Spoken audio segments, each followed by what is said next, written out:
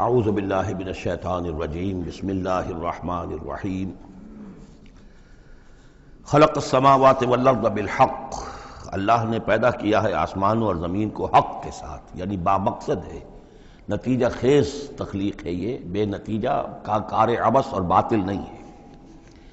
یکبر اللیل علی النہار، وہ رات کو لپیٹ دیتا ہے دن پر، ویکبر النہار علی اللیل، اور دن کو لپیٹ دیتا ہے رات پر۔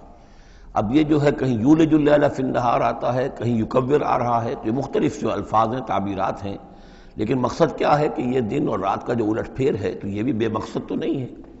آپ کو معلوم ہے کہ پورا نظام جو چل رہا ہے اسی کے حوالے سے ہے، پورا عالم نباتات کا جو ریسپیریشن کا نظام ہے وہ اسی کے ساتھ متعلق ہے، لہذا یہاں کوئی شے بھی بے مقصد نہیں ہے۔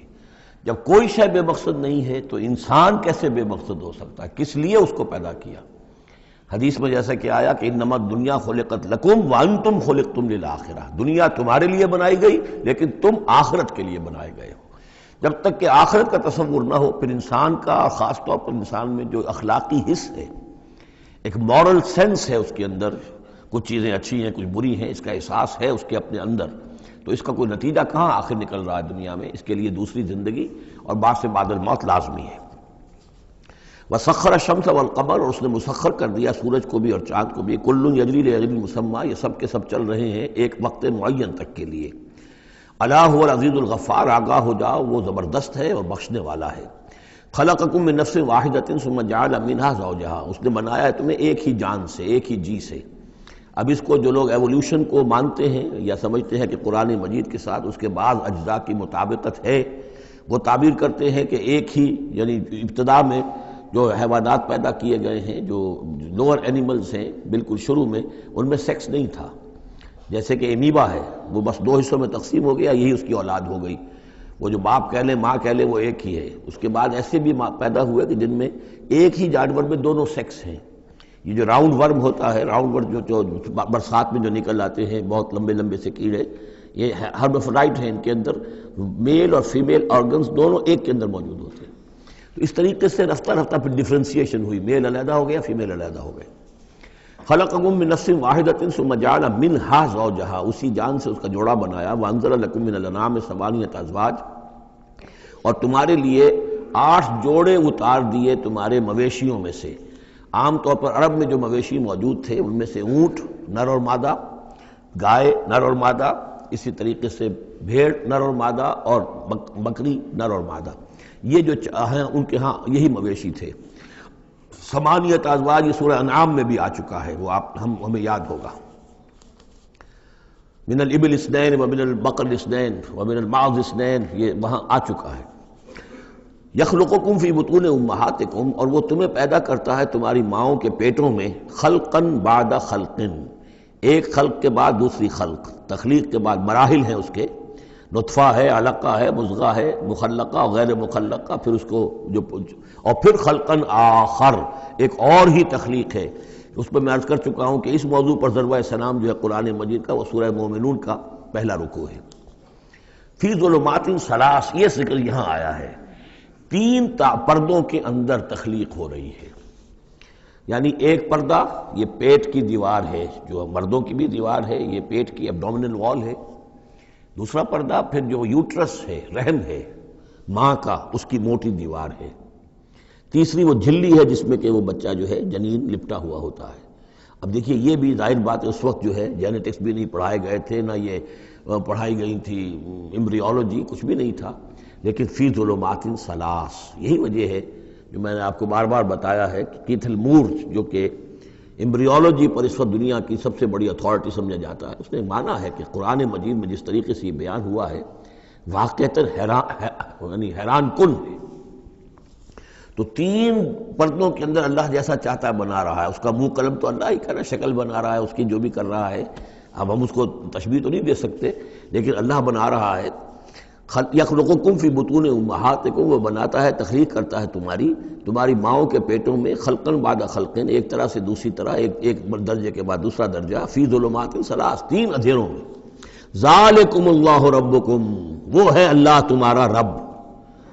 لہ الملک، بادشاہی بھی اسی کی ہے، لا الہ الا هو فانا تصرفون، اس کے سوا کوئی معبود نہیں ہے، تو کدھر پھیرے جا رہے ہو، پھرائے جا رہے ہو۔ ان تکفروا فإن اللہ غنی عنکم، اگر تم کفران نعمت کرتے ہو، کفر کرتے ہو، تو اللہ غنی ہے، اسے تمہاری کوئی ضرورت نہیں ہے، احتیاج نہیں ہے، یہ نہ سمجھو کہ اس کی سلطنت میں کوئی کمی آ جائے گی۔ ولا یرضی لعبادہ الکفر، لیکن وہ اپنے بندوں سے کفر پر راضی نہیں ہے۔ اختیار تو اس نے دیا ہے، اما شاکرا و اما کفورا، چاہو تو شکر گزار بندے بنو، چاہو کفران نعمت کے روش اختیار کر لو، چوائس از یورس، لیکن یہ جان لو اللہ راضی نہیں ہے کفر پر، راضی وہ ہوتا ہے وَإِن تَشْكُرُوا يَرْضَهُ لَكُمْ، اگر تم اس کا شکر کرو، اس کی تعریف کرو، اس کی بندگی کرو، پھر وہ تم سے راضی ہوگا۔ وَلَا تَزِرُ وَازِرَةٌ وِزْرَ أُخْرَىٰ، اور نہیں اٹھائے گی کوئی اٹھانے والی جان کسی دوسری جان کے بوجھ کو۔ ثُمَّ إِلَىٰ رَبِّكُمْ مَرْجِعُكُمْ، پھر تمہارا لوٹنا ہے اب تمہارے رب ہی کی طرف، فَيُنَبِّئُكُمْ بِمَا كُنتُمْ تَعْمَلُونَ، پھر وہ تمہیں بتا دے گا، متنبع کر دے گا جو کچھ کہ تم کرتے رہے تھے۔ انہ علیم بذات الصدور، یقیناً وہ جاننے والا ہے سینوں کے اندر چھپی ہوئی باتوں کا بھی، جو راز ہیں تمہارے سینوں میں۔ وَإِذَا مَسَّ الْإِنسَانَ ضُرٌّ دَعَا رَبَّهُ مُنِيبًا إِلَيْهِ، اور جب انسان کو کوئی تکلیف پہنچتی ہے وہ اپنے رب کو پکارتا ہے، دعائیں کرتا ہے اس کی طرف رجوع کرتے ہوئے۔ ثُمَّ إِذَا خَوَّلَهُ نِعْمَةً مِّنْهُ، اور جب اللہ تعالیٰ اس کو اڑا دیتا ہے، اس کے گرد اپنی نعمت کا خول لے آتا ہے، خولہ، اسے لپیٹ لیتا ہے اپنی نعمت میں، نسی ما کان یدعو الیہ من قبل، تو جو پہلے وہ جس چیز کے لیے اللہ سے دعائیں کر رہا تھا سب بھول جاتا ہے۔ وجعل للہ اندادا، اور اس سے بھی بڑھ کر جو کرتا ہے شرارت وہ یہ ہے کہ اللہ کے مدے مقابل ٹھہرا لیتا ہے، لیضل عن سبیلہ، تاکہ بہکائے لوگوں کو اس کے راستے سے۔ قل تمتع، تو اللہ تعالیٰ کی طرف فرمایا جا رہا ہے نبی کہہ دیجئے اٹھا لو کچھ دنیا کے کچھ جو مزے ہیں وہ لوٹ لو، بے کفر کا، اپنے کفر کے ساتھ، قلیلاً، لیکن بہت کم، چند دن کی زندگی ہے، اس میں جو تمہیں عیاشی کرنی ہے کر لو۔ انک من اصحاب النار، پھر مستقل طور پر تو تم آگ والے ہو، تمہیں آگ کے اندر جھونکا جائے گا۔ امن هو قانت آناء اللیل ساجدا وقائما یحذر الآخرۃ ویرجو رحمت ربہ، اس صورت میں یہ خاص اسلوب کئی مرتبہ آئے گا کہ ایک چیز کو، ایک جملے کو آگے نامکمل چھوڑ دیتے ہیں کہ اسے خود انسان پر کرے، فل ان دی بلینک، وہ خود بخود اس کے اندر مقدر تو ہے لیکن اس کو واضح طور پر نہیں کیا جاتا، مثلا اس کی مثال، اور یہ کئی دفعہ آئے گا اسلوب۔ اب من ہوا قانت آناء اللیل، بھلا وہ شخص کہ جو کھڑا رہتا ہے، بندگی کرتا ہے رات کے وقت بھی، ساجدن و قائمن، کبھی سجدے میں پڑا ہوا ہے کبھی کھڑا ہوا ہے، یحذر الآخرۃ، جو آخرت سے ڈرتا رہتا ہے، وہ یرجو رحمت ربہ، اور ساتھ ہی اپنے رب کی رحمت کا امیدوار بھی ہے، بس آگے کچھ نہیں۔ مراد کیا ہے؟ کیا بھلا یہ شخص کمن ہوا غافل، کیا برابر ہو جائے گا اس کے کہ جو غافل ہے؟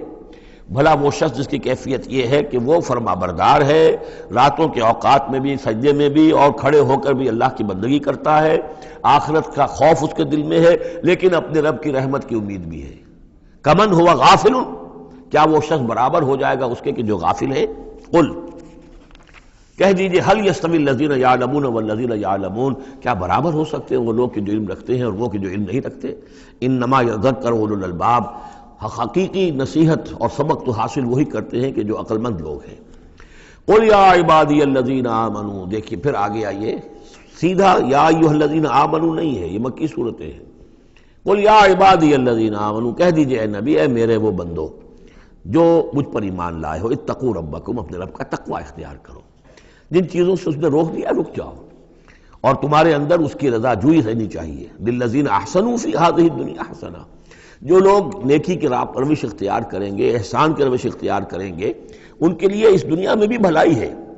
وَأَرْضُ اللَّهِ وَاسِعَةٌ، اور زمین اللہ کی بڑی وسیع ہے، اگر یہاں رہتے ہوئے تمہارے لیے توحید پر کاربند رہنا ممکن نہیں ہے تو ہجرت کرو۔ انما یوفی الصابرون اجرہم بغیر حساب، یقیناً صابروں کو، صبر کرنے والوں کو ان کا اجر پورا پورا دے دیا جائے گا، یوفا بھی ہے، پورا دے دیا جائے گا، پھر بغیر حساب بھی، اس کا مطلب ہے مزید فضل جو ہوگا وہ بغیر حساب ہوگا، اس میں کسی حساب کا سوال نہیں۔ قل انی امرت، اب دیکھیے پھر وہ جو شروع کا مضمون تھا یہ اس صورت کا عمود ہے، کس طرح بار بار آئے گا اب۔ قل انی امرت ان اعبد اللہ مخلصا لہ الدین، کہہ دیجئے اے نبی مجھے حکم ہوا ہے کہ میں اللہ کی بندگی کروں، اس کے لیے اپنی اطاعت کو خالص کرتے ہیں۔ یہاں میں چاہتا ہوں تھوڑی سی وضاحت کر دوں، دیکھیے عبادت کے آپ یوں سمجھیے کہ ایک عبادت کا ظاہر ہے اور ایک عبادت کی اصل حقیقت ہے۔ پھر یہ کہ ایک اس حقیقت میں بھی ایک روح ہے اور ایک اس کا جسد ہے، ایک اس کے رسومات ہیں۔ رسم کہتے ہیں کسی شے کی ظاہری شکل۔ عبادت کی رسم جس کو مراسم عبادت کہتے ہیں، یہ مراسم عبودیت کیا ہیں؟ جس کی آپ عبادت کرتے ہیں، اس کے سامنے جھکتے ہیں، اس کے سامنے ادب کے ساتھ کھڑے رہتے ہیں، اس کے کچھ حمد کے ترانے گاتے ہیں، اس کے سامنے سجدہ کرتے ہیں، ان کو ہم کہیں گے مراسم عبودیت۔ رسم کہتے ہیں کسی چیز کی ظاہری شکل، یہ حروف ہے، اور یہ رسم جو ہے رسم الخط۔ اسی طرح یہ قرآن اور یہ اس کا رسم عثمانی ہے، اس کا لکھا ہوا جانا جیسے کہ یہ رسم ظاہر ہے۔ تو ایک تو یہ چیزیں ہیں عبادت، جسے دنیا میں سمجھا جاتا ہے عبادت، یہ مراسم عبودیت ہے۔ اصل عبادت جو ہے اس کا بھی ایک جسد ہے اور ایک روح ہے۔ جسد کیا ہے؟ اطاعت، جس کی عبادت ہے کلی اطاعت، ہمہ اطاعت، ہمہ وقت اطاعت، غلامی، عبد کے معنی ہے غلام۔ چنانچہ یہ دو دفعہ ہم پڑھ چکے ہیں کہ فرعون نے کہا تھا بنی اسرائیل کے بارے میں قومہما لنا عابدون، یہ جو ہارون اور موسیٰ کی قوم ہے وہ تو ہماری غلام قوم ہے۔ اور ظاہر بات ہے وہ پرستش نہیں کرتے تھے، وہ قبطیوں کو پوجتے نہیں تھے، وہ ان کی نماز نہیں پڑھتے تھے، وہ ان کو سجدہ نہیں کرتے تھے معاذ اللہ، لیکن غلامی جو ہے اصل شے، اطاعت، یہ تو اصل جسم ہے۔ اصل عبادت کا جو ہے جسم، جسد جو ہے وہ ہے اطاعت۔ لیکن جو چیز اس اطاعت کو غلامی سے آگے بڑھ کر عبادت بنا دیتی ہے وہ اس کی روح ہے، روح محبت۔ جس ہستی کی اطاعت محبت کے ساتھ کی جائے گی وہ عبادت ہو جائے گی۔ ایک جبراً اطاعت کی جا رہی ہے۔ اب جیسے کہ انگریز کی ہم اطاعت کرنے پر مجبور تھے، ہم اطاعت کر رہے تھے، عبادت نہیں کر رہے تھے، لیکن اطاعت کر رہے تھے۔ لیکن کسی کی محبت کے جذبے سے سرشار ہو کر اطاعت کی جائے گی تو وہ عبادت بن جائے گی۔ تو اللہ کی عبادت کے لیے جو بھی ڈیفینیشن اس کی امام ابن تیمیہ اور حافظ ابن قیم، استاد اور شاگرد دونوں کی ہے، وہ یہ ہے کہ اس کے دو اجزاء ہیں۔ العبادت تجمع اصلین، غایت الحب مع غایت الذل والخضوع، کہ دو چیزوں کو جمع کرنے سے اللہ کی عبادت جو ہے وجود میں آتی ہے، حد درجے کی محبت اللہ کے ساتھ اور حد درجے میں اللہ کے سامنے اپنے آپ کو بچھا دینا، مطیع اور منقاد ہو جانا۔ اچھا یہ تو ہے اصل عبادت، لیکن اس کے لیے جو رسم ہے وہ کیا ہے؟ کبھی کبھی کھڑے ہو کر کبھی سلیوٹ کر لینا ہے، کبھی ہاتھ جوڑ دینا ہے۔ اب ہندوؤں کے ہاں ہاتھ جوڑنا ہے، یہ ان کے ہاں کی رسم ہے۔ قنوت ہے، ہمارے ہاں قنوت ہے، ادب کے ساتھ کھڑے ہونا ہے، کہیں جو جھک جانا ہے، رکوع کرنا ہے، کہیں سجدہ کرنا ہے، حمد کے ترانے جو ہے پڑھ رہے ہیں، تسبیح کر رہے ہیں، یہ اس کی مراسم عبودیت ہے۔ عبادت اصل کیا ہے؟ اطاعت کلی، اللہ کی محبت سے سرشار ہو کر۔ تو اس صورت کا جو عمود ہے وہ یہ ہے کہ اللہ کی عبادت کرو، اس کے لیے اپنی اطاعت کو خالص کرتے ہوئے۔ اطاعت میں آپ نے کسی اور کو شامل کر دیا، انڈیپینڈنٹ آف ہم، اللہ کی اطاعت سے آزاد، مستقل بذات اطاعت، یہ شرک ہے، اور وہ اطاعت اللہ کو قبول نہیں۔ وہ منہ پر دے مارے گا، یہ مجھے 25% اطاعت نہیں چاہیے آپ کی، آپ لیجئے اپنے سر پاس رکھیے، مجھے تو چاہیے 100%۔ ادخلوا فی السلم کافہ۔ اور ہم سمجھتے ہیں کہ ہم 5-10% بھی ٹرخا لیں گے اللہ تعالیٰ کو، تب بھی ہمیں جنت وہ دے ہی دے گا۔ یہی ہے اصل میں ہمارا جو سارے سوچ کا فطور ہے۔ یہ کل زندگی اور کل بندگی جو ہے اس کا تصور ذہنوں سے نکل چکا ہے۔ یہ تصور ہے جو اس صورت سے اب اس کی جڑ پڑ رہی ہے، اور یہ در حقیقت کلائمیکس کو پہنچے گا چوتھی صورت میں جا کر، سورہ شورى میں، وہ ہم کل پڑھنی انشاءاللہ۔ تو دیکھیے پھر آ گیا قل انی امرت ان اعبد اللہ مخلصا لہ الدین، کہہ دیجئے مجھے تو حکم ہوا کہ میں اللہ کی بندگی کروں، اس کے لیے اپنی اطاعت کو خالص کرتے ہوئے۔ وامرت لان اکون اول المسلمین، اور مجھے حکم ہوا کہ سب سے پہلا مسلم، سب سے پہلا فرما بردار میں خود بنوں۔ یہ نہیں ہے کہ میں تمہیں فرما برداری کی دعوت دے رہا ہوں اور خود جو ہے میں اللہ کی نافرمانی کروں، یہ نہیں۔ قل انی اخاف ان عصیت ربی عذاب یوم عظیم، کہہ دیجئے مجھے تو خود اندیشہ ہے اگر میں اپنے رب کی نافرمانی کروں تو ایک بڑے دن کا عذاب مجھے آ پکڑے گا۔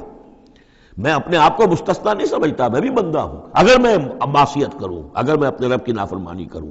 ظاہر بات ہے کہ یہ جو ہے اگر بہت بڑا اگر ہے، ظاہر اس کے حضور کا امکان نہیں حضور کے لیے، لیکن سمجھانے کے لیے ان لوگوں کو بتایا جا رہا ہے۔ قل اللہ اعبد مخلصا لہ دینی، پھر وہی۔ حالانکہ دیکھیے ایک بات ہے کہ ایک ہی اسلوب کو بار بار تکرار سے لانا عام ہماری دنیا میں جو ہماری نگارش کے اور جو بھی یعنی تصنیف و تعریف کے اصول ہیں اس کو عیب سمجھا جاتا ہے کہ یہ تو تصنیف و تعریف کا عیب ہے، ایک ہی اسلوب کو آپ تکرار میں لا رہے ہیں۔ یہ تو کمال اللہ کا ہے، فصاحت و بلاغت کا، کہ وہ لا رہا ہے اس کو بار بار، اور پھر کوئی بھاری نہیں گزرتا، بلکہ یہ کہ اس کے اندر اس کے اور حسن بڑھ رہا ہے۔ لیکن یہ کہ اس تکرار سے جو ایمفیسس ہے اس کو سمجھیے کہ یہ اسلوب بار بار کیوں آ رہا ہے۔ پہلی آیت یہ تھی تنزیل الکتاب من اللہ العزیز الحکیم انا انزلنا الیک الکتاب بالحق فاعبد اللہ مخلصا لہ الدین الا للہ الدین الخالص۔ اور اس کے بعد اب آپ نے یہاں دیکھا آیت نمبر 11 قل انی امرت ان اعبد اللہ مخلصا لہ الدین، اور پھر آیت نمبر 14 قل اللہ اعبد مخلصا لہ الدین، کہہ دیجئے میں تو اللہ ہی کی بندگی کرتا ہوں اس کے لیے اپنی اطاعت کو خالص کرتے ہوئے۔ فاعبدوا ما شئتم من دونہ، تو اس کے سوا تم جس کو چاہو پوجو، تمہاری مرضی ہے۔ قل ان الخاسرین الذین خسروا انفسهم، کہہ دیجئے کہ اصل میں تو گھاٹے میں اور نقصان میں اور بربادی میں تو وہی ہوں گے جنہوں نے اپنے آپ کو واہلیہم اور اپنے گھر والوں کو، اپنے اہل و عیال کو خسارے میں ڈالا یوم القیامہ، قیامت کے دن۔ یہاں تو حلوے مانڈے کھلائے، پراٹھے انڈوں کے ناشتے کرائے، لیکن جو جھونک رہے انہیں جہنم کے اندر، تو تم ان کے ساتھ خیر خائی کر رہے ہو یا بدخائی کر رہے ہو؟ خود بھی سارے سیدھے جا رہے ہو جہنم کے اندر اور لے کر جا رہے ہو اہل و عیال کو جہنم کے اندر حرام خوری کر کے، تو یہ ان کی محبت ہے یا ان کی دشمنی ہے؟ قل ان الخاسرین الذین خسروا انفسهم واہلیہم یوم القیامہ، قیامت کے دن جنہوں نے خسارے میں ڈال دیا اپنے آپ کو اور اپنے اہل عیال کو، جیسے کہ ہم آگے چل کر پڑھیں گے سورہ تحریم میں، یا ایھا الذین آمنوا قوا انفسکم واہلیکم نارا، اے ایمان والو بچاؤ اپنے آپ کو اور اپنے اہل و عیال کو آگ سے، جہنم کی آگ سے۔ لیکن جن لوگوں نے اپنے آپ کو آگ کا مستحق بنا لیا، اپنے اہل و عیال کو، ان سے بڑا گھاٹے میں کون ہوگا؟ الا ذالک هو الخسران المبین، آگاہ ہو جاؤ یہ تو کھلی گمراہی ہے اور کھلا گھاٹا ہے اور نقصان ہے۔ لہم من فوقہم ظلل من النار، ان کے لیے ہوں گے ان کے اوپر سے بھی بادل ہوں گے، تہ بر تہ ظلل آگ کے، ومن تحتہم ظلل، اور ان کے نیچے بھی آگ کے بھبکے ہوں گے اور وہ بھی تہ پر تہ ہوں گے۔ ذالک یخوف اللہ بہ عبادہ، یہ ہے وہ شے کہ جس سے اللہ ڈرا رہا ہے اپنے بندوں کو۔ یا عباد فاتقون، اے میرے بندو پس ڈرو، بچو، اس آگ سے اپنے آپ کو بچانے کی کوشش کرو۔ والذین اجتنبوا الطاغوت ان یعبدوها، اور وہ لوگ کہ جنہوں نے طاغوت کا انکار کیا، ان سے کنارہ کشی کر لی، ان کی بندگی نہیں کی، اور یہ طاغوت کا لفظ سورہ بقرہ سے پڑھتے ہوئے ہم آ رہے ہیں، فمن یکفر بالطاغوت ویؤمن باللہ فقد استمسک بالعروۃ الوثقی، جو بھی اللہ کی اطاعت سے سرتابی کر رہا ہے وہ طاغوت ہے۔ طغا کسے کہتے ہیں؟ طغیانی، دریا اپنی حد میں بہ رہا ہے، کیا خوبصورت منظر ہے، اور وہ حد سے باہر نکلا، طغیانی آ گئی۔ یہ انسان اللہ کی بندگی کی حد میں رہے، بہت اچھا ہے، اللہ کا خلیفہ ہے، اشرف المخلوقات ہے، اور بڑھ گیا آگے اور اللہ کی حدود کے اندر داخل ہو گیا، اپنے نفس کو بنا لیا مطاع یا کسی اور کو بنا لیا مطاع، خود حاکم بن بیٹھا یا کسی اور کی حاکمیت کا قائل ہو گیا اللہ سے آزاد ہو کر، تباہی ہے، بربادی، وہ طاغوت ہے۔ تو جن لوگوں نے بھی کنارہ کشی کر لی اس سے کہ وہ طاغوت کی بندگی کریں، وَأَنَابُوا إِلَى اللَّهِ، اور انہوں نے رخ کر لیا اپنا اللہ کی طرف، رجوع کر لیا اللہ کی جانب، لَهُمُ الْبُشْرَى، ان کے لیے بشارت ہے، فَبَشِّرْ عِبَادِ، تو اے نبی میرے ایسے بندوں کو بشارت دے دیجئے، اللہم ربنا اجعلنا منہم۔ یہ جو اب اگلی آیت آ رہی اس کو غور سے سنیے، فَبَشِّرْ عِبَادِ الَّذِينَ يَسْتَمِعُونَ الْقَوْلَ فَيَتَّبِعُونَ أَحْسَنَهُ، جو لوگ کے کلام سنتے ہیں، بات سنتے ہیں، اور پھر جو اس کا بہترین رخ ہوتا ہے، بہترین پہلو ہوتا ہے، اس کی پیروی کرتے ہیں۔ یعنی یہ کہ دین جس کی طرف کہ اللہ تعالیٰ تمہیں بلا رہا، اس کے بھی درجے ہیں۔ ایک درجہ ہے صرف اسلام کا، ایک اس سے اونچا درجہ ہے ایمان، ایک سب سے اونچا درجہ ہے احسان، واللہ یحب المحسنین۔ تو اچھے سے اچھے درجے کی طرف جانے کی کوشش کرو۔ ہمارا معاملہ کیا ہے؟ دنیا میں تو ہم سمجھتے ہیں کہ اچھی سے اچھی، بہتر سے بہتر ہے، جستجو کی خوب سے ہے خوب تر کہاں، اور دین میں ہم کہتے ہیں ذرا اور کم پر بھی گزارا ہو جائے، کہیں اور تھوڑی رعایت کر کے پیچھے چلے جائیں، پاس ہو جائیں کسی طرح، کم سے کم کے لیے۔ یہ ہے در حقیقت جو کہ برعکس روش ہونی چاہیے۔ فَيَتَّبِعُونَ أَحْسَنَهُ، عزیمت کا راستہ اختیار کرو، بہتر سے بہتر کے لیے، ایم ہائی، دین کے معاملے میں بھی اپنا ارادہ جو رکھو وہ اونچا رکھو۔ یستمعون القول، جو بات سنتے ہیں، فیتبعون احسنہ، جو اس کی احسن ترین پھر اس کے اندر جو پہلو ہے اس کا اتباع کرتے ہیں۔ اولئک الذین ہداہم اللہ، یہ ہیں وہ لوگ جنہیں اللہ نے ہدایت دی ہے، واولئک هم اولو الالباب، اور یہی وہ لوگ ہیں کہ جو اولو الالباب ہیں، ہوش مند ہیں، عقل مند ہیں۔ افمن حق علیہ کلمۃ العذاب، اور یہاں پھر وہی آ گیا، بھلا وہ شخص کہ جو مستحق ہو چکا ہے، جس پر لاگو ہو چکی ہے عذاب کی بات، یعنی جو مستحق ہو گیا عذاب کا، اس کے بعد کیا پھر چھوڑ دیا گیا۔ کمن ہوا فی الجنہ، کیا وہ برابر ہو جائے گا اس شخص کے کہ جو جنت میں جانے والا ہے، یہ گویا کہ یہاں پر محذوف ہے۔ افانت تلقذ من فی النار، تو اے نبی کیا آپ اس کو نکال سکیں گے آگ سے؟ اس کے اوپر تو اللہ کی طرف سے وہ قانون عائد ہو گیا، دفعہ لگ چکی۔ جیسے آپ کہتے ہیں اس پر تو دفعہ 302 لگ گئی، تو جن لوگوں پر وہ دفعہ لگ چکی ہے اللہ تعالیٰ کی طرف سے کہ یہ لوگ اس مقام کو پہنچ گئے پوائنٹ آف نو ریٹرن کو، کہ اب ان کے دلوں پر مہر کر دی گئی، اب یہ ایمان نہیں لائیں گے، تو ان کو اے نبی آپ ان کو اب آگ سے نکال نہیں سکتے۔ لیکن الذین اتقوا ربہم، لیکن وہ لوگ کہ جو لوگ اللہ کا تقوی اختیار کریں گے، لہم غرف من فوقہا غرف مبنیہ، ان کے لیے تو بالا خانے ہوں گے، ان کے اوپر اور بالا خانے ہوں گے ایک دوسرے کے اوپر۔ اللہ تعالیٰ جنت کے اسکائی اسکریپرز دے گا، جیسے کہ آج آپ دیکھتے ہیں 102 منزلیں اور 110 منزلیں چلی جا رہی ہیں، تو غرف من فوقہا غرف، بالا خانے اور بالا خانوں پر بالا خانے، مبنیہ جو چنے ہوئے ہوں گے ایک دوسرے کے اوپر، تجری من تحت الانہار، ان کے دامن میں ندیاں بہتی ہوں گی۔ وعد اللہ، یہ اللہ کا وعدہ ہے جو ہو چکا، لا یخلف اللہ المیعاد، اللہ تعالیٰ اپنے وعدے کی خلاف ورزی نہیں کرتا۔ الم تر ان اللہ انزل من السماء ماء، کیا تم نے دیکھا نہیں کہ اللہ نے اتارا آسمان سے پانی، فسلکہ ینابیع فی الارض، پھر اس کو چلا دیا چشموں کی شکل میں زمین میں، ثم یخرج بہ زرعا، پھر انہی کے ذریعے سے نکالتا ہے، اس کے ذریعے سے نکالتا ہے وہ کھیتی کو، مختلف الوانہ، جس کے رنگ ہیں مختلف، ثم یہی جو پھر وہ کھیتی جو ہے تیار ہو جاتی ہے، بڑی اس کے شان و شوکت ہوتی ہے، فتراہ مصفرا، پھر دیکھتے ہو کہ وہ زردی مائل ہو گئی، ثم یجعلہ حطاما، پھر وہ کھیتی کٹ گئی اور اب یوں سمجھیے کہ وہاں خاک اڑ رہی ہے، یا یہ کہ توڑی کے کوئی تنکے کہیں کہیں پڑے ہوئے نظر آ جائیں گے، چورا ہو گئی۔ ان فی ذلک لذکر لأولی الالباب، اسی کے اندر ہے یاد دہانی اور سبق ہوش مند لوگوں کے لیے کہ یہی معاملہ تمہارا ہے۔ جب تم پیدا ہوتے ہو تو جیسے کھیتی نئی نئی اپجتی ہے تو کسان کتنا خوش ہوتا ہے، کسی کے یہاں بیٹا پیدا ہوا کتنی خوشی ہو رہی ہے، اس کی آمد کو جو ہے سیلیبریٹ کیا جا رہا ہے، پھر وہ جوانی کو پہنچتا ہے، پھر اس کے بالوں میں سفیدی آئی، اعصاب جو ہے اور جو قوا کمزور پڑے، اور پھر اس کے بعد وہ قبر میں اتار دیا گیا، مٹی ہو کر مٹی میں پھر مل گیا۔ تو یہ life cycle, human life cycle, بس یہ ہے کہ یہ 50 60 30 40 برس کا ہے، وہ چند مہینے کے اندر اندر سب کچھ ہو جاتا ہے، سائیکل وہی ہے، وہ بھی لائف ہے، یہ بھی لائف ہے۔ The plant life and animal life, biology کی یہ دو شاخیں ہیں، باٹنی ہے تمہارا biology, life the science of life, اس کے دو حصے ہیں، باٹنی ہے، زوالوجی ہے، حیوانات کی لائف اور نباتات کی لائف۔ افمن شرح اللہ صدرہ، پھر وہی حذف کا موضوع کا اسلوب آ رہا ہے، افمن شرح اللہ صدرہ للاسلام فہو علی نور من ربہ، بھلا وہ شخص کہ جس کے سینے کو اللہ نے کھول دیا ہو اسلام کے لیے اور وہ اپنے رب کی طرف سے نور پر ہے، اندرونی بصیرت اس سے حاصل ہے، اندر اس کا جگمگا رہا ہے اللہ کے ایمان کے ذریعے سے، اور جو بصیرت اللہ نے اسے عطا کر دی ہے۔ اب پھر آگے اس کو چھوڑ دیا گیا، کیا مطلب ہے؟ افمن شرح اللہ صدرہ للاسلام فہو علی نور من ربہ، جو اپنے رب کی طرف سے نور کے پر ہے، کمن ہوا فی الظلمات، کیا وہ اس شخص کے مانند ہو جائے گا جو اندھیروں میں بھٹک رہا ہے؟ لیکن نہیں، اس کو یہاں درج نہیں کیا۔ فویل للقاسیۃ قلوبہم، تو ہلاکت اور بربادی ہے ان لوگوں کی جن کے دل سخت ہو چکے ہیں من ذکر اللہ کے ذکر سے، یعنی اتنے سخت ہو چکے ہیں کہ ان میں گداز ہی نہیں ہے، ان میں اللہ کے لیے کوئی شوق ہی نہیں ہے، اللہ کو یاد کرنے کا کوئی ذوق ہی نہیں ہے، ان کے دل سخت ہو چکے ہیں، ان کے لیے ہلاکت اور بربادی ہے۔ اولئک فی ضلال مبین، یقیناً یہ لوگ ہیں کھلی گمراہی میں بھٹکے ہوئے ہیں۔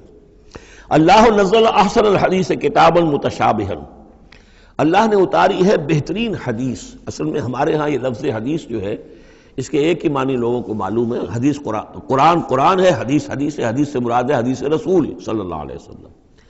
قرآن مجید میں کہیں حدیث کا لفظ حدیث رسول کے لیے نہیں آیا، ایسے حدیث کا لفظ صحیح ہے، حدیث رسول ہے، وہ اس میں کوئی شک نہیں، لیکن ہمیں جاننا چاہیے قرآن کی اصطلاح کیا ہے۔ بہترین حدیث قرآن ہے، فَبِأَيِّ حَدِيثٍ بَعْدَهُ يُؤْمِنُونَ، اس قرآن کی جیسی حدیث کے آنے کے بعد اب اور کس چیز پر ایمان لائیں گے؟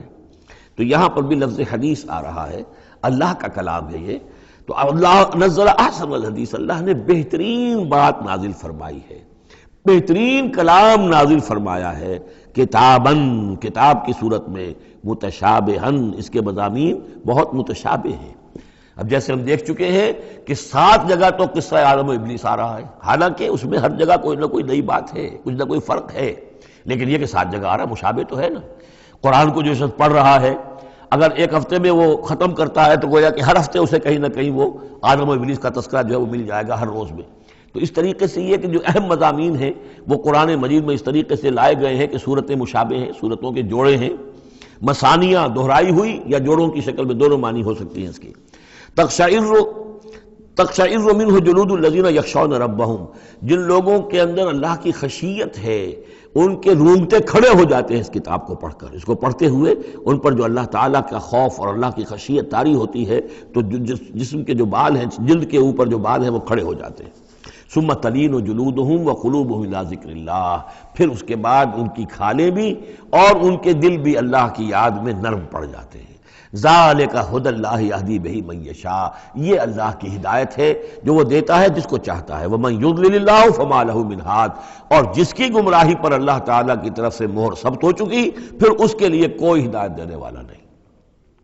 افمن یتقی بوجہہ سوء العذاب یوم القیامہ، پھر وہی حذف کا موضوع ہے، کا اسلوب ہے۔ بھلا وہ شخص کہ جو اپنے چہرے کو سوء العذاب سے بچانے کی کوشش کرتا ہے، جو روکتا ہے اپنے منہ سے، آگ کی لپیٹ آ رہی ہے، آگ کے جو ہے تھپیڑے آ رہے ہیں، اور وہ کیا کرے، چہرہ جو ہے اس کی زد میں ہے۔ افمن یتقی بوجہہ، اپنے چہرے سے روکتا ہے سوء العذاب، عذاب کو، یوم القیامہ، قیامت کے دن، تو کیا بھلا وہ شخص اس کے برابر ہو جائے گا جو روح و ریحان و جنت نعیم کے اندر ہے؟ برابر تو نہیں ہوگے۔ بھلا وہ شخص کہ جو روکتا ہے اپنے منہ پر برا عذاب یوم القیامہ، قیامت کے دن، وقیل للظالمین ذوقوا ما کنتم تکسبون، اور کہہ دیا جائے گا ان سے، ظالموں سے، چکھو مزہ جو کچھ کمائی تم کرتے رہے تھے، یہ تمہارے وہی اعمال ہیں کہ جنہوں نے اس آگ کی شکل اختیار کی ہے۔ کذب الذین من قبلہم، میں نبی جھٹلایا انہوں نے بھی جو ان سے پہلے تھے۔ فآتاہم العذاب من حیث لا یشعرون، تو ان پر آ دھمکا عذاب وہاں سے جہاں سے انہیں گمان تک نہیں تھا۔ فَأَذَاقَهُمُ اللَّهُ الْخِزْيَ فِي الْحَيَاةِ الدُّنْيَا، تو اللہ تعالیٰ نے دنیا کی زندگی میں انہیں رسوائی کا مزہ چکھا دیا۔ وَلَعَذَابُ الْآخِرَةِ أَكْبَرُ، آخرت کا عذاب بہت بڑا ہے۔ لَوْ كَانُوا يَعْلَمُونَ، کاش کہ انہیں معلوم ہوتا ہے۔ وَلَقَدْ ضَرَبْنَا لِلنَّاسِ فِي هَذَا الْقُرْآنِ مِنْ كُلِّ مَثَلٍ، اور ہم نے تو انسانوں کے لیے اس قرآن میں تمام مثالیں بیان کر دی ہیں، ہر طریقے سے بات کو کھول دیا ہے، کتنے ہی اسلوب ہم نے اختیار کر لیے ہیں، کتنی ہی ترتیب سے بات بتا دی ہے، لعلہم یتذکرون، شاید کہ وہ دھیان کریں، تاکہ وہ توجہ کریں، سبق حاصل کریں۔ قرآن عربی غیر ذی عوج، اور ہم نے اس کو بنا دیا ہے قرآن عربی، فصیح اور بلیغ عربی زبان میں یہ قرآن ہم نے اتارا ہے، غیر ذی عوج، اس میں کہیں بھی کوئی ٹیڑھ نہیں ہے، کوئی کجی نہیں ہے، سلیس ہے، اس میں کہیں پہیلیاں اور بجھارتیں نہیں بجھوائی گئی ہیں۔ اس میں جو ہے بعض اوقات ہوتے ہیں کچھ لوگ جو ہیں اپنے علم کا دھونس جمانے کے لیے ثقیل الفاظ استعمال کریں گے خاص طور پر، تو وہ نہیں، اللہ تعالیٰ تو بڑی سلیس زبان کے اندر، وَلَقَدْ يَسَّرْنَا الْقُرْآنَ لِلذِّكْرِ فَهَلْ مِن مُدَّكِرٍ، ہم نے تو آسان بنایا قرآن کو ذکر کے لیے، تو ہے کوئی جو اس سے ذکر حاصل کرے۔ قرآن عربی غیر ذی عوج لعلہم یتقون، شاید کہ وہ تقوی کی روش اختیار کریں۔ ضرب اللہ مثلا رجلا فیہ شرکاء متشاکسون ورجلا سلما لرجل هل یستویان مثلا الحمد للہ بل اکثرهم لا یعلمون۔ اب یہ توحید عملی کے لیے ایک تمثیل دی جا رہی ہے۔ اللہ نے ایک مثال بیان فرمائی ہے ایک شخص کی، ایک ایسا غلام ہے جس کے کئی آقا ہیں، چار آدمیوں نے مل کر خرید لیا ایک غلام، اب وہ غلام چار کا غلام ہے، چار اس کے آقا ہیں۔ اب آپ اندازہ کیجئے کہ اس کی جان کس مصیبت میں آئے گی، ایک آقا کچھ کہہ رہا ہے، دوسرا کچھ کہہ رہا ہے، ایک باس جو ہے وہ کچھ کہہ رہا ہے، دوسرا باس کچھ اور کہہ رہا ہے۔ یہ جو ایڈمنسٹریشن کا اور مینجمنٹ کے جو اصول ہیں، تو اس میں جو سیدھی لائن جب تک نہ ہو اس سے تو سارا فساد بن جاتا ہے۔ اب وہ جو بیچارہ غلام ہے جسے چار آقاؤں کو خوش کرنا ہے، اس کی تو جان ہر وزیر کے اندر ہے۔ وَرَجُلًا سَلَمًا لِرَجُلٍ، اور ایک شخص ہے جو پورا کا پورا ایک شخص کا غلام ہے۔ تو ایک آقا کو راضی کر لینا، اس کی خدمت کرنا، اس کو مطمئن کرنا کتنا آسان ہے، جبکہ ایک سے زائد آقاؤں کو مطمئن کرنا اور خوش رکھنا اور ان کی خدمت کا حق ادا کرنا بہت مشکل ہے۔ یہی شرک اور توحید کا معاملہ ہے۔ ایک اللہ کے بندے بن جاؤ، اسی میں سکون ہے، اسی میں اطمینان ہے، اسی میں چین ہے، ذہنی سکون اور قلبی اطمینان بھی اسی میں ہے، روحانی سکون بھی اسی میں ہے۔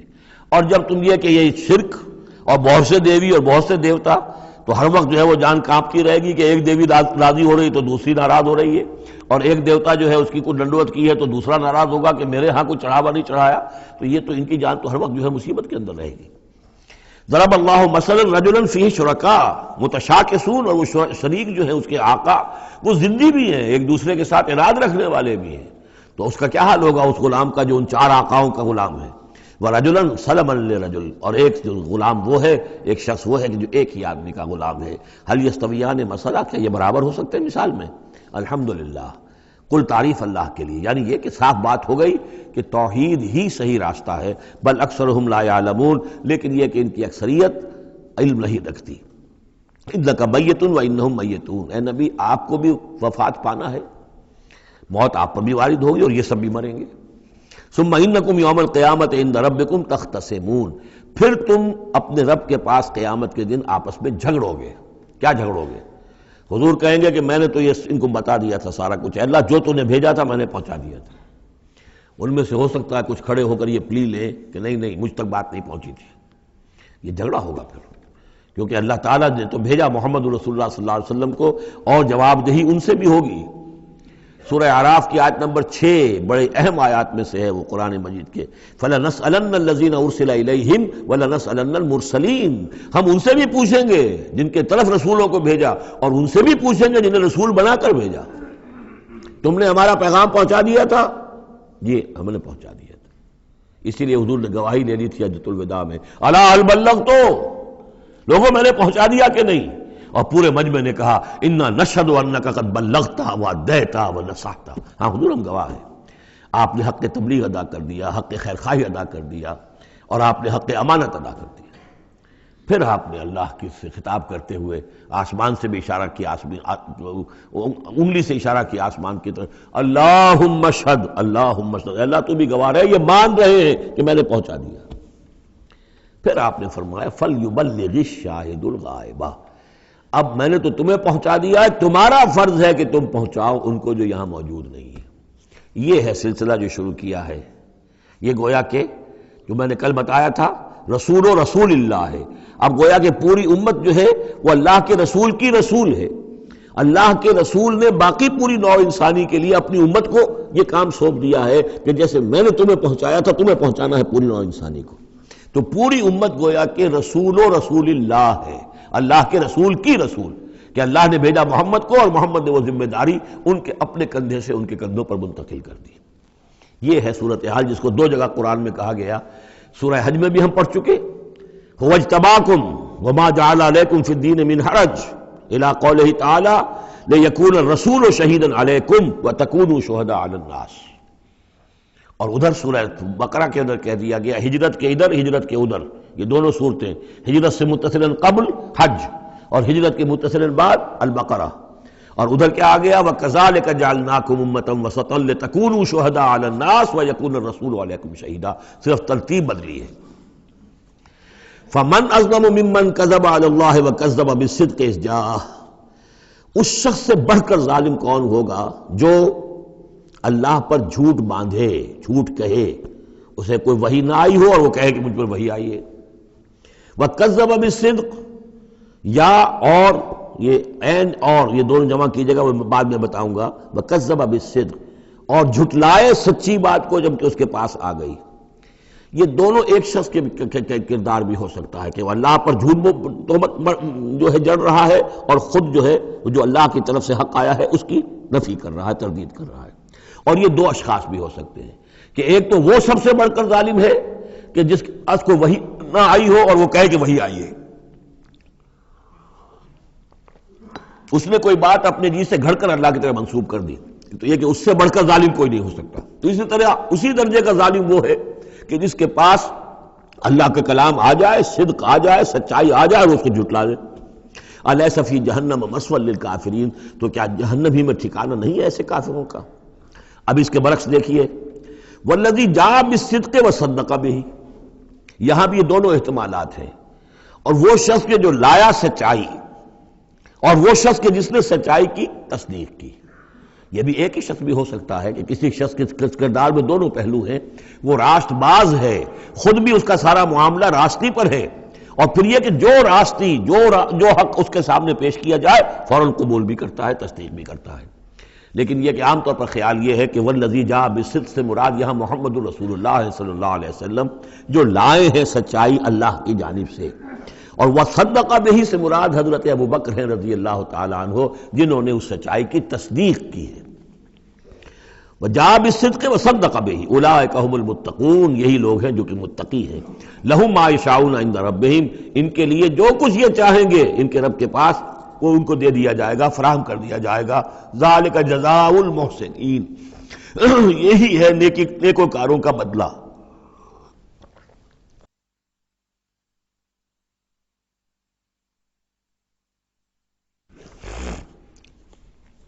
لِيُكَفِّرَ اللَّهُ عَنْهُمْ أَسْوَأَ الَّذِي عَمِلُوا وَيَجْزِيَهُمْ أَجْرَهُمْ بِأَحْسَنِ الَّذِي كَانُوا يَعْمَلُونَ، تاکہ اللہ تعالیٰ ان کے وہ اعمال جو برے ہیں وہ تو ان سے دور کر دے۔ یعنی ظاہر بات ہے کہ انبیاء تو خیر معصوم ہیں، ان سے تو کسی غلط بات کا جو ہے اگر کوئی امکان پیدا ہوتا بھی ہے بنائے طب بشری تو اللہ تعالیٰ محفوظ کر لیتا ہے اور اس کا صدور نہیں ہونے پاتا۔ باقی تو ہر شخص سے خطا ہو سکتی ہے، غلطی ہو سکتی ہے، تو اللہ تعالیٰ جو ہے ان کے جو برے اعمال ہوں گے انہیں تو دور کر ہٹا دے گا، نامہ اعمال سے دھو دے گا۔ کوئی لغزش ہے، کسی وقت کوئی خطا ہو گئی ہے، کوئی ایسی شے ہے کہ جو ان کے ہاں ناپسندیدہ ہے، ان کے کردار میں ہے، اللہ اسے دور کر دے گا، دھو دے گا۔ وَيَجْزِيَهُمْ أَجْرَهُمْ بِأَحْسَنِ الَّذِي كَانُوا يَعْمَلُونَ، اور ان کا جو جزا ان کی معین کرے گا وہ ان کے بہترین اعمال کے حساب سے کرے گا۔ ظاہر بات ہے ہر نیکوکار کے تمام اعمال ایک جیسے نہیں ہوتے، نیکی کے بھی درجات ہیں، اونچے درجے کی نیکی، اس سے کمتر درجے کی نیکی، اس سے کمتر درجے کی نیکی، لیکن اللہ جب اس کی جزا کا معاملہ طے کرے گا، مقام و مرتبہ، تو اس کے بلند ترین جو اعمال ہیں اس کے حساب سے اللہ تعالیٰ اسے جنت میں مقام عطا فرمائے گا۔ جو برے ہیں ان کو دھو دے گا، پاک کر دے گا۔ والذی جاء بالصدق وصدق بہ اولئک هم المتقون لهم ما یشاؤون عند ربہم ذلک جزاء المحسنین لیکفر اللہ عنہم اسوأ الذی عملوا ویجزیہم اجرہم باحسن الذی کانوا یعملون۔ الیس اللہ بکاف عبدہ، کیا اللہ کافی نہیں اپنے بندے کے لیے، اپنے بندے کی مدد کے لیے، اپنے بندے کی حفاظت کے لیے؟ یہ سوالیہ نشان ہے حقیقت میں، یہ اس پر زور دینے کے لیے اللہ کافی ہے۔ اے نبی آپ اور اے مسلمانوں تم مطمئن رہو، تمہاری حفاظت، تمہاری مدد، اس کے لیے اللہ کافی ہے۔ وَيُخَوِّفُونَكَ بِالَّذِينَ مِن دُونِهِ، اور یہ تمہیں ڈراتے ہیں اے نبی، یہ تو آپ کو بھی ڈراتے ہیں ان سے کہ جو اس کے علاوہ ہیں، اللہ کے علاوہ ہمارے معبودوں کی کوئی پھٹکار پڑے گی تم پر، جیسے کہ حضرت ابراہیم علیہ السلام کو ڈرایا تھا، سورہ انعام کے اندر ہم پڑھ آئے ہیں کہ تم نے سارے معبودوں کی نفی کر دی، اب ذرا انتظار کرو، اب تم پر جو بیتے گی ان کی پھٹکار پڑے گی تم پر، ان کی طرف سے تم پر پکڑ آئے گی۔ انہوں نے کہا تھا مجھے کس سے ڈراتے ہو؟ بدبختو ڈرنا تمہیں چاہیے، تم اللہ کے ساتھ شریک کرتے ہو، مجھے تو کوئی ڈر نہیں ہے۔ اسی طریقے سے کہا کہ یہ ڈرا رہے اے نبی آپ کو بالذین من دونہ، ان کے بارے میں ان سے ڈرا رہے ہیں کہ جو اللہ کے سوا انہوں نے معبود بنا رکھے۔ وَمَن يُضْلِلِ اللَّهُ فَمَا لَهُ مِنْ هَادٍ، اور جس کو اللہ تعالیٰ گمراہ کر دے، جس کی گمراہی کے اوپر مہر لگا دے، پھر اس کے لیے کوئی ہدایت دینے والا نہیں۔ وَمَن يَهْدِ اللَّهُ فَمَا لَهُ مِن مُضِلٍّ، اور جس کو اللہ ہدایت دے دے پھر اسے گمراہ کرنے والا کوئی نہیں۔ أَلَيْسَ اللَّهُ بِعَزِيزٍ ذِي انتقام، تو کیا اللہ تعالیٰ زبردست نہیں ہے، انتقام لینے والا؟ وَلَئِن سَأَلْتَهُم مَّن خَلَقَ السَّمَاوَاتِ وَالْأَرْضَ لَيَقُولُنَّ اللَّهُ، اور جب یہ آپ ان سے اگر پوچھیں گے کس نے پیدا کیا آسمانوں اور زمین کو، وہ کہیں گے اللہ نے۔ قُلْ أَفَرَأَيْتُم مَّا تَدْعُونَ مِن دُونِ اللَّهِ إِنْ أَرَادَنِيَ اللَّهُ بِضُرٍّ هَلْ هُنَّ كَاشِفَاتُ ضُرِّهِ، تو اے نبی ان سے کہیے تو ذرا غور کرو جن کو تم پکارتے ہو اللہ کے سوا، اگر اللہ نے میرے لیے کسی تکلیف کا فیصلہ کر لیا ہو تو کیا وہ تمہارے معبود میری اس تکلیف کو دور کر سکیں گے؟ دیکھیے ظاہر بات ہے وہ بھی مانتے تھے کہ بڑا اللہ تو وہی ہے اللہ، یہ چھوٹے ہیں، تو بڑے کا حکم چلے گا کہ چھوٹے کا چلے گا؟ اگر اللہ نے فیصلہ کر لیا ہو میری تکلیف کا، میرے لیے کسی ضرر کا، تو کیا یہ تمہارے معبود تمہارے اپنے عقیدے کے مطابق جو بات ہے اس سے سوچو کہ کیا وہ اس کو اللہ کے فیصلے کے آڑے آ سکتے ہیں؟ اور ارادنی برحمت، اور اگر اللہ تعالیٰ نے میرے لیے رحمت کا کوئی فیصلہ کر لیا ہے، هل ہن ممسکات رحمتہ، کیا ان میں اتنی طاقت ہے کہ میری اس کی رحمت کو روک لیں؟ قل حسبی اللہ، کہہ دیجئے میرے لیے تو میرا رب کافی ہے۔ علیہ یتوکل المتوکلون، اسی پر توکل کرتے ہیں توکل کرنے والے۔ قل یا قوم اعملوا علی مکانتکم، کہہ دیجئے اے نبی، اے میری قوم کے لوگوں، کر لو جو کچھ تم کر سکتے ہو، میرے خلاف جو سازشیں کرنی ہے کر لو، جو تدبیریں کرنی ہے کر لو، جو قوت جمع کرنی ہے کر لو، انی عامل، میں بھی اپنی سی محنت کر رہا ہوں، فسوف تعلمون، ان قریب تمہیں معلوم ہو جائے گا کون کامیاب ہوتا ہے کون ناکام۔ من یاتی ہے عذاب یخزی ہے، کس پر آتا ہے وہ عذاب جو اسے رسوا کر دے، ویحل علیہ عذاب مقیم، اور اس کے اوپر عذاب وہ نازل ہو جائے کہ جو ہمیشہ رہنے والا ہو۔ انا انزلنا علیک الکتاب للناس بالحق، اے نبی، اے محمد صلی اللہ علیہ وسلم، ہم نے آپ پر یہ کتاب نازل کر دی ہے لوگوں کے لیے حق کے ساتھ۔ فمن اہتدی فلنفسہ، تو جو کوئی ہدایت کے راستہ اختیار کرتا ہے وہ اپنے بھلے کے لیے، ومن ضل فانما یضل علیہا، اور جو گمراہی اختیار کرتا ہے تو اس کا سارا وبال اسی کے اوپر آئے گا۔ وما انت علیہم بوکیل، اور آپ کو ان کے ٹھیکیدار نہیں ہے، ذمہ دار نہیں ہے، مسئول نہیں ہے، آپ کے جو ہے آپ سے ان کے بارے میں پوچھا نہیں جائے گا، باس پرس نہیں ہوگی، آپ سے تو پوچھا جائے گا آپ نے پیغام پہنچا دیا تھا یا نہیں، بس اس کے بعد آپ کا فرض ختم ہوا۔ اللہ یتوفی الانفس حین موتها والتی لم تمت فی منامها، اس آیت کو بھی پھر نوٹ کر لیجئے، قادیانیوں نے جو بھی فساد ذہنوں میں پیدا کیا ہوا ہے، یہ میں سورہ آل عمران سے لے کے مسلسل اس کو واضح کر رہا ہوں کہ یہ توفی جو ہے، توفا یتوفا، باب تفاعل، پورا لے لینا، قبض کر لینا، قبضے میں لے لینا۔ اللہ یتوفی الانفس حین موتها، اللہ تعالیٰ قبض کر لیتا ہے جانوں کو اور شعور کو جبکہ اس کی موت کا وقت ہوتا ہے۔ والتی لم تمت فی منامها، جن کے موت کا وقت نہیں ہے تو نیند میں قبض کر لے، نیند میں شعور چلا گیا، جان موجود ہے۔ موت جب ہوتی ہے شعور بھی گیا، جان بھی گئی، جسم یہاں ہے، اور حضرت مسیح کو لیا گیا، شعور بھی، جان بھی، جسم بھی۔ تو گویا کہ توفی جو ہے بتمام و کمال جو ہوئی ہے وہ حضرت مسیح کی ہوئی ہے علیہ الصلوۃ والسلام۔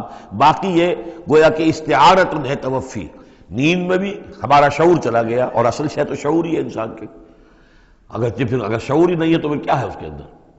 وہ اللہ نے اس وقت اس سے لے لیا ہے، چھین لیا ہے، اللہ تعالیٰ نے سلب کر لیا، قبض کر لیا ہے۔ تو گویا کہ یہ لفظ جو اطلاق ہو رہا ہے اس کا نیند پر بھی ہو رہا ہے۔ فَيُمْسِكُ الَّتِي قَضَىٰ عَلَيْهَا الْمَوْتِ، تو جس کی موت کا اللہ فیصلہ کر چکا ہے اس کو اپنے پاس روکے رکھتا ہے۔ وَيُرْسِلُ الْأُخْرَىٰ إِلَىٰ أَجَلٍ مُّسَمًّى، جس کے لیے صرف نیند کا فیصلہ تھا وہ واپس بھیج دیتا ہے، جب وہ جاگتا ہے تو اس کا شعور واپس آ جاتا ہے، اور ایک وقت معین تک کے لیے اس کا یہ سلسلہ جاری رہتا ہے۔ ان فی ذلک لآیات لقوم یتفکرون، یقیناً اس میں نشانیاں ہیں ان لوگوں کے لیے جو غور و فکر سے کام لیں۔ ام اتخذوا من دون اللہ شفعاء، کیا انہوں نے اللہ کے سوا کوئی شفیع گھڑ لیے اپنے لیے، اختیار کر لیے جو ان کے سفارشی ہوں گے؟ قل اولو کانوا لا یملکون شیئا، ان سے کہیے کہ بھلا اگر انہیں کوئی اختیار ہی نہ ہو سرے سے، ولا یعقلون، اور انہیں کوئی نہ اس کی سمجھ ہو۔ قل للہ الشفاعۃ جمیعا، کہہ دیجئے شفاعت کل کی کل اللہ کے اختیار میں ہے، یعنی شفاعت اگر ہے بھی تو باذن رب ہے، اللہ کی اجازت سے ہے۔ پھر یہ کہ اللہ شفاعت قبول کرے نہ کرے اس کا اختیار اس کا ہے، کسی کی دھونس نہیں ہے، کسی کا زور نہیں ہے کہ وہ اللہ سے اپنی بات منوا لے۔ لہ ملک السماوات والارض، آسمان اور زمین کی بادشاہی اسی کے لیے ہے۔ ثم الیہ ترجعون، پھر تم اسی کی طرف لوٹا دیے جاؤ گے۔ وَإِذَا ذُكِرَ اللَّهُ وَحْدَهُ اشْمَأَزَّتْ قُلُوبُ الَّذِينَ لَا يُؤْمِنُونَ بِالْآخِرَةِ، جب اللہ کا ذکر کیا جاتا ہے اکیلے اللہ کا توحید کے ساتھ، تو جو لوگ کہ اللہ آخرت پر ایمان نہیں رکھتے ان کے دل بیٹھنے لگتے ہیں، رکنے لگتے ہیں، انہیں اچھا نہیں لگتا، اللہ ہی اللہ کی بات ہو رہی ہے۔ اسی طرح اگر کسی تقریر میں، کسی وعظ میں ساری گفتگو جو ہو رہی ہو توحید کی ہو رہی ہو تو لوگ گھبرا جائیں گے کہ یہ کوئی اولیاء اللہ کی بات ہو، کوئی قصے کہانیاں ہوں، کوئی کرامات ان کی بیان کی جائے، کوئی نبی کی شان بیان کی جائے، تو اس پر تو یہ کہ ان کے جو ہے دل کھلتے ہیں اور خوش رہتے ہیں۔ لیکن یہ کہ وَإِذَا ذُكِرَ اللَّهُ وَحْدَهُ اشْمَأَزَّتْ قُلُوبُ الَّذِينَ لَا يُؤْمِنُونَ بِالْآخِرَةِ، جب اللہ کا ذکر کیا جائے تنہا اسی کا توحید کے ساتھ، تو ان لوگوں کے دل کو جو آخرت پر ایمان نہیں رکھتے کچھ بیٹھنے سے لگتے ہیں۔ وَإِذَا ذُكِرَ الَّذِينَ مِن دُونِهِ إِذَا هُمْ يَسْتَبْشِرُونَ، اور جب ان کا ذکر ہوتا ہے جو اس کے سوا ہے تب بہت خوش ہوتے ہیں، خوشیاں مناتے ہیں۔ قُلِ اللَّهُمَّ فَاطِرَ السَّمَاوَاتِ وَالْأَرْضِ، کہو اے اللہ تو جو کہ تمام آسمان اور زمین کا بنانے والا ہے، عالم الغیب والشہادہ، تو جو کہ تمام غیب چھپی ہوئی چیزیں اور جو ظاہر اور سامنے کی چیزیں سب کا جاننے والا ہے۔ انت تحکم بین عبادک فی ما کانوا فیہ یختلفون، یقیناً تو فیصلہ کرے گا اپنے بندوں کے مابین ان تمام چیزوں میں جن میں وہ اختلاف کرتے رہے تھے۔ وَلَوْ أَنَّ لِلَّذِينَ ظَلَمُوا مَا فِي الْأَرْضِ جَمِيعًا، اور اگر ان کافروں اور ظالموں کے پاس جو بھی کچھ زمین میں ہے ساری دولت ہوتی وَمِثْلَهُ مَعَهُ، اور اس جتنی اور بھی ہوتی لَافْتَدَوْا بِهِ مِنْ سُوءِ الْعَذَابِ يَوْمَ الْقِيَامَةِ، تو قیامت کے دن اس برے عذاب سے، عذاب کی برائی سے بچنے کے لیے وہ سارا فدیہ مل رہے تھے۔ یہاں تو آپ کو معلوم ہے کہ جان پر بنی ہو تو ایک گھونٹ پانی کے لیے انسان سب کچھ دینے کو تیار ہو جائے گا، بادشاہ دے دے گا، وہ تو دنیا میں دیکھا جا سکتا ہے۔ پیاس سے آدمی مر رہا ہو تو ایک گھونٹ پانی کے لیے وہ کیا نہیں دے دے گا۔ تو قیامت کے دن بھی فرمایا کہ اگر ان کے پاس پوری دنیا کی دولت ہو، اتنی ہی اور بھی ہو، تو یہ سب دے کر چاہیں گے کسی طرح اس جہنم کے عذاب سے ہمیں بچا لیا جائے۔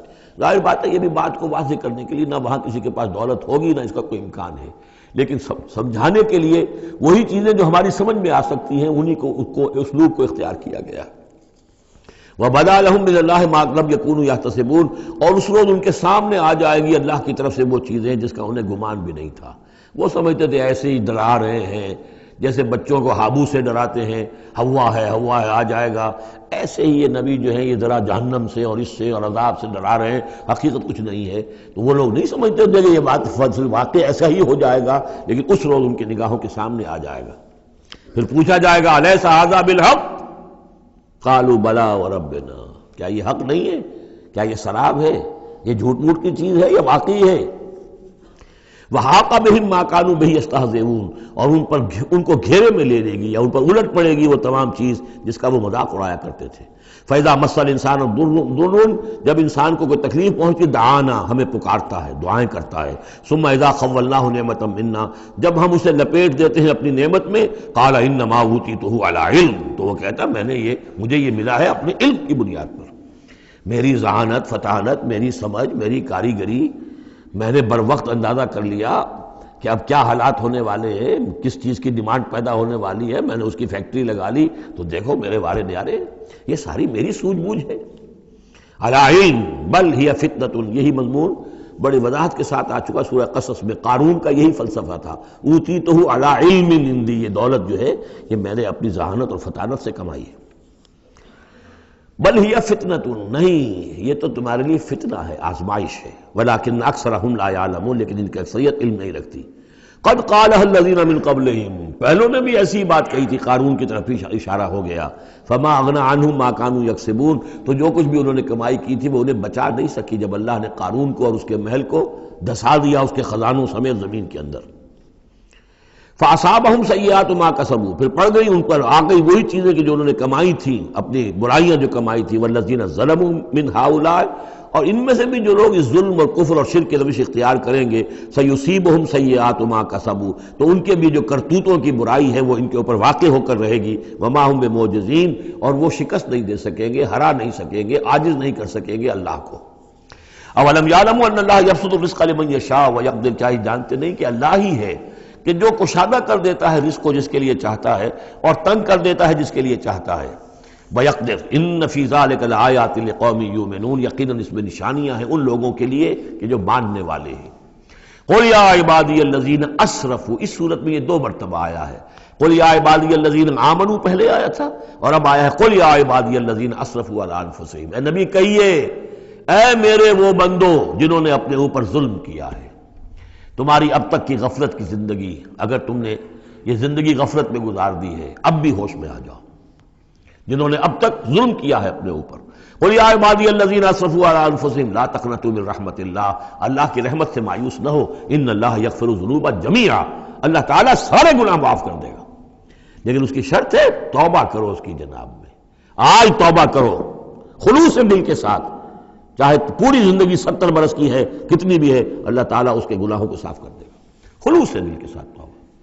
اور توبہ کی شرط یہ ہے کہ حرام خوری چھوڑو، غلط کام چھوڑو، معصیت کو ترک کرو، اس کے بغیر توبہ نہیں ہے۔ یہ ہم پڑھ چکے ہیں سورہ الفرقان کے آخری رکوع میں، الا من تاب وآمن وعمل عملا صالحا فاولئک یبدل اللہ سیئاتہم حسنات وکان اللہ غفورا رحیما ومن تاب وعمل صالحا فإنہ یتوب الی اللہ متابا۔ عمل جب تک درست نہیں ہوتا تو توبہ کیا خاک ہوئی، توبہ وہ ہے کہ عمل درست ہو جائے۔ انہو هو الغفور الرحیم، یقیناً وہ غفور الرحیم ہے۔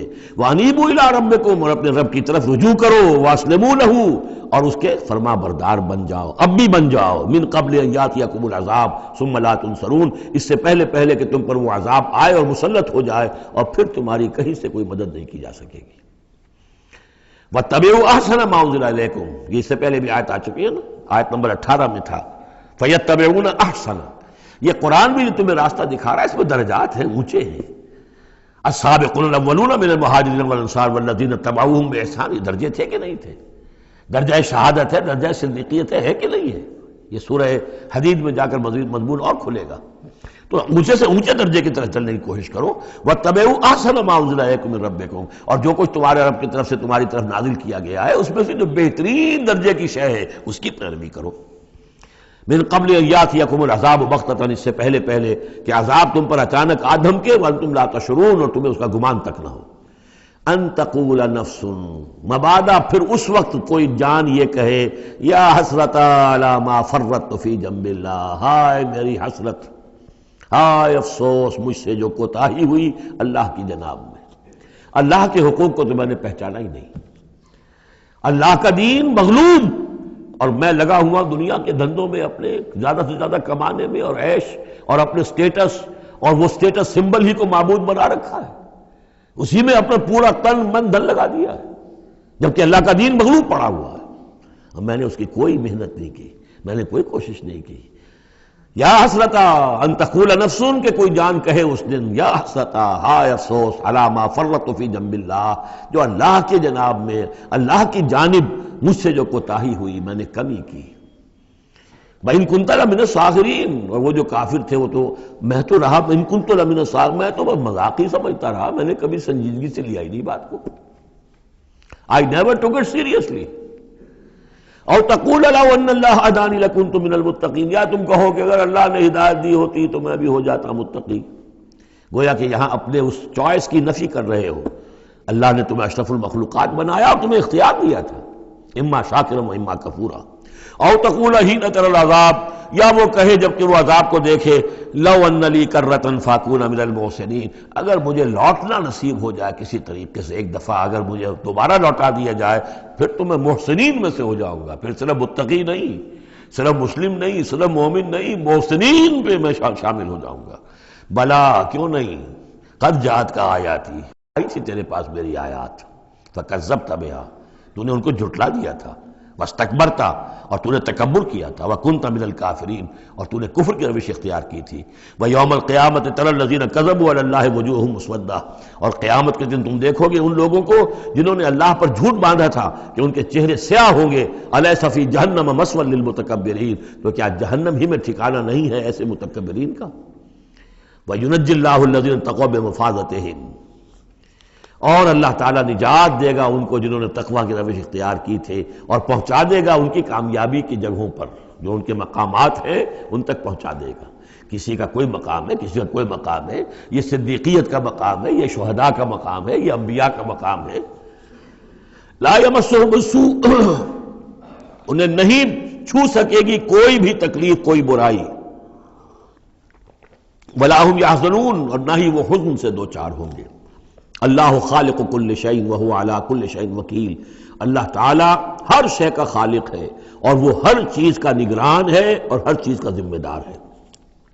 لہو مقالید السماوات والارض، اس کے لیے ہے تمام کنجیاں آسمانوں کی اور زمین کی۔ والذین کفروا بآیات اللہ اولئک هم الخاسرون، اور جن لوگوں نے اللہ کی آیات کا انکار کیا وہی ہے تباہ ہونے والے اور گھاٹے میں رہنے والے۔ یہ آخری دو رکوع جو ہے سورہ مبارکہ کے، ہمارے پاس وقت کم ہے لیکن بہرحال اس سے جو بھی ملائم ہے فائدہ اٹھانا ہے۔ یہ بہت ہی پرجلال انداز ہے قرآن مجید میں، لیکن پھر وہی توحید کا مضمون آ رہا ہے، توحید فی العبادت۔ قل افغیر اللہ تامرونی اعبد ایھا الجاہلون، یہ انداز جو ہے قرآن مجید میں کہیں اور نہیں ملے گا۔ اے نبی کہہ دیجئے، اے جاہلو، کیا تم مجھے بھی یہ مشورہ دے رہے ہو کہ میں اللہ کے سوا کسی اور کی بندگی کروں؟ وہ دباؤ جو تھا، مشرکین کا دباؤ تھا محمد رسول اللہ پر صلی اللہ علیہ وسلم، کچھ تو کمپرومائز کیجئے، کچھ تو لے دے کے معاملہ کیجئے، کوئی ایک آدھ معبود ہمارا بھی مانے، باقی آپ کو ہم مان لیں گے، اب آپ کو بادشاہ بھی مان لیں گے، باقی جو آپ کہیں گے ہم کریں گے، لیکن یہ کہ کچھ تو آخر ہمارے ساتھ بھی کچھ تو گیو اینڈ ٹیک ہونا چاہیے۔ اب ان کا جواب اس انداز میں دیجئے، قُلْ أَفَغَيْرَ اللَّهِ تَأْمُرُونِّي اعبدوا ایھا الجاہلون، مجھے بھی تم اس بات کا مشورہ دے رہے ہو، مجھے یہ حکم دے رہے ہو کہ اللہ کے سوا کسی کو پوجوں؟ وَلَقَدْ أُوحِيَ إِلَيْكَ، اور اے نبی آپ کی طرف تو وحی کی جا چکی ہے، وَإِلَى الَّذِينَ مِن قَبْلِكَ، اور آپ سے پہلے جو رسول تھے ان کو بھی یہ وحی کر دی گئی تھی۔ توجہ سے سنیے، لَئِنْ أَشْرَكْتَ، اے نبی اگر آپ بھی بالفرض شرک کریں گے، لَيَحْبَطَنَّ عَمَلُكَ، آپ کے بھی سارے اعمال حبط ہو جائیں گے، وَلَتَكُونَنَّ مِنَ الْخَاسِرِينَ، اور آپ بھی نہایت خسارہ پانے والوں میں سے ہو جائیں گے۔ قانون خداوندی، وَلَن تَجِدَ لِسُنَّتِ اللَّهِ تَحْوِيلًا، اصل میں یہ سختی ساری حضور کی طرف نہیں ہے، یہ مشرکین سے، خطاب ان سے نہیں، بظاہر حضور سے ہے، لیکن بتایا جا رہا ہے کہ یہ معاملہ ایسا نہیں ہے، یہ تو ایسا قانون ہے ہمارا جو کسی کے لیے بھی نہیں بدلے گا، جو بھی شرک کرے گا اس کے ساتھ ہمارا کوئی معاملہ نہیں، کسے باشد۔ وَلَقَدْ أُوحِيَ إِلَيْكَ وَإِلَى الَّذِينَ مِن قَبْلِكَ لَئِنْ أَشْرَكْتَ لَيَحْبَطَنَّ عَمَلُكَ وَلَتَكُونَنَّ مِنَ الْخَاسِرِينَ بَلِ اللَّهَ فَاعْبُدْ، نہیں صرف اللہ ہی کی آپ بندگی کیجئے، وَكُن مِّنَ الشَّاكِرِينَ، اور بن جائیے اس کے شکر گزار بندوں میں سے۔ وَمَا قَدَرُ اللَّهَ حَقَّ قَدْرِهِ، اور انہوں نے اللہ کی قدر نہ کی جیسے کہ اس کی قدر کا حق تھا، اس کی قدرت کا اندازہ نہ کر پائے، اس کی قوت کا، قدرت کا کیسے کر سکتے؟ لیکن یہ کہ ایک بات ذہن میں آنی چاہیے، اگرچہ ہم اللہ کی قدرت کو ناپ تول نہیں سکتے، ہم اللہ کے علم کو ناپ تول سکتے کہ کتنا علم ہے، اس لیے کہ ہماری جو ترازو ہے وہ تو سونار کی ترازو کی طرح ہے، وہ ماشے تولے تو جو ہے وہ تول لے گی، لیکن یہ کہ ٹنوں کو کیسے تولے گی؟ تو ہمارے ذہن کی ترازو جو ہے وہ نہیں تول سکتی، اللہ کی صفات کو بھی نہیں ہم جان سکتے کہ وہ کتنی ہے، کیسی ہے۔ لیکن ایک بات جان لیجیے، علی کل شیء قدیر، یہ تو جان سکتے ہیں نا، ہر شے پر قادر ہے، لیکن یہ کہ جن لوگوں کا ذہن جس سے بھی عاجز آ جاتا ہے، وما قدر اللہ حق قدرہ والارض جمیعا قبضتہ یوم القیامۃ والسماوات مطویات بیمینہ، اس کا ایک تمہیں جھلک دکھا رہے ہیں اس کی قدرت، اس کی عظمت کا، کہ تمہاری یہ پوری کی پوری زمین اس کی ایک مٹھی میں ہوگی قیامت کے دن، اور یہ آسمان اس کے داہنے ہاتھ میں لپٹے ہوئے ہوں گے۔ کوئی اندازہ کر سکتے ہو تو کر لو، ہمیں آسمانوں کا کیا پتہ ہے، ہمیں کیا گیلیکسیز کا کیا تصور ہے؟ چکر آتا ہے جب پڑھتے ہیں ایسٹرونومی کو کتاب پڑھیے، واقعہ ہے کہ میں تو میرا سر چکرا جاتا ہے، لائٹ ایئرز کا جو تصور آتا ہے، بلینز اور بلینز، اور چلتے جائیے، وہ تو ختم ہونے والی بات ہی نہیں، ہمارا تصور جو ہے وہ وہاں جا کر بالکل جو ہے جواب دے دیتا ہے، تخیل جو ہے، قوت تخیلہ وہ تھک ہار کر رہ جاتی ہے۔ وَالْأَرْضُ جَمِيعًا قَبْضَتُهُ يَوْمَ الْقِيَامَةِ وَالسَّمَاوَاتُ مَطْوِيَّاتٌ بِيَمِينِهِ سُبْحَانَهُ وَتَعَالَى عَمَّا يُشْرِكُونَ، وہ پاک ہے اور بہت بلند و بالا ہے ان تمام چیزوں سے، اس تمام شرک سے جو یہ کر رہے ہیں۔ وَنُفِخَ فِي الصُّورِ، اور سور میں پھونکا جائے گا، فَصَعِقَ مَن فِي السَّمَاوَاتِ وَمَن فِي الْأَرْضِ، تو بے ہوش ہو جائیں گے جو بھی ہے آسمانوں میں اور جو بھی ہے زمین میں، الا من شاء اللہ، سوائے اس کے جنہیں اللہ چاہے گا۔ یعنی یہ بے ہوشی معلوم ہوتا ہے کہ فرشتوں پر بھی طاری ہوگی سوائے کچھ فرشتوں کی، اس قدر وہ دہشت والا ہوگا۔ تو ایک اصل میں تین ہے یہ نفخے جو ہے، پہلا نفخہ ہے زلزلے والا، وہ ہے نفخہ ساعت کا، اس میں تو ہلچل ہوگی، طوفان ہوگا، سورج اور چاند ٹکرائیں گے اور یہ پہاڑ چلیں گے روئی کے گالوں کی طرح، وہ ہے جو پہلا ہے ساعت۔ پھر اس کے بعد ایک اور ہوگا، اور اس کے بعد سب کے سب ختم ہو گئے، سب پر ایک موت کی نیند طاری ہو جائے گی۔ وَنُفِخَ فِي الصُّورِ فَصَعِقَ مَن فِي السَّمَاوَاتِ وَمَن فِي الْأَرْضِ إِلَّا مَن شَاءَ اللَّهُ ثُمَّ نُفِخَ فِيهِ أُخْرَىٰ، پھر اس میں پھونک ماری جائے گی ایک مرتبہ اور یہ تیسری مرتبہ، یہاں کے حساب سے دوسری مرتبہ، لیکن یہ کہ یہ نفخہ ثالثہ ہے۔ فَإِذَا هُمْ قِيَامٌ يَنظُرُونَ، تو اچانک وہ سب کے سب کھڑے ہوں گے دیکھتے ہوئے۔ یہ نفخہ ہے بعث بعد الموت کا، تیسرا نفخہ، اس لیے قیامت اس کو کہتے ہیں، اذا ہم قیام ینظرون، یہ یوم القیامہ ہے۔ پہلے ساعہ ہے، پہلے وہ گھڑی ہے کہ جس سے ایک موت وارد ہوگی، سب پر طاری ہو جائے گی، اور یہ قیامہ ہے جس میں کھڑے ہو جائیں گے۔ ثم نفخ فیہ اخری فاذا ہم قیام ینظرون واشرقت الارض بنور ربها، اور زمین چمک اٹھے گی اپنے رب کے نور سے، آگے چل کر ہم پڑھیں گے، اس وقت اسی زمین پر اللہ تعالیٰ کا نزول ہوگا۔ وَجَاءَ رَبُّكَ وَالْمَلَكُ صَفًّا صَفًّا، آسمان ایک غمام کی حیثیت سے پھٹ جائے گا اور فرشتے جو ہیں قطار در قطار صفے باندھے وہ نیچے اتریں گے۔ وَأَشْرَقَتِ الْأَرْضُ بِنُورِ رَبِّهَا وَوُضِعَ الْكِتَابُ، اور کتاب اور اعمال نامہ لا کر رکھ دیا جائے گا۔ وَجِيءَ بِالنَّبِيِّينَ وَالشُّهَدَاءِ، اور انبیاء اور شہداء کو بھی پیش کر دیا جائے گا۔ باقی انشاءاللہ اگلے جو ہے گھنٹے میں پڑھیں گے۔ بارک اللہ لی ولکم فی القرآن العظیم ونفعنی وإیاکم بالآیات والذکر الحکیم۔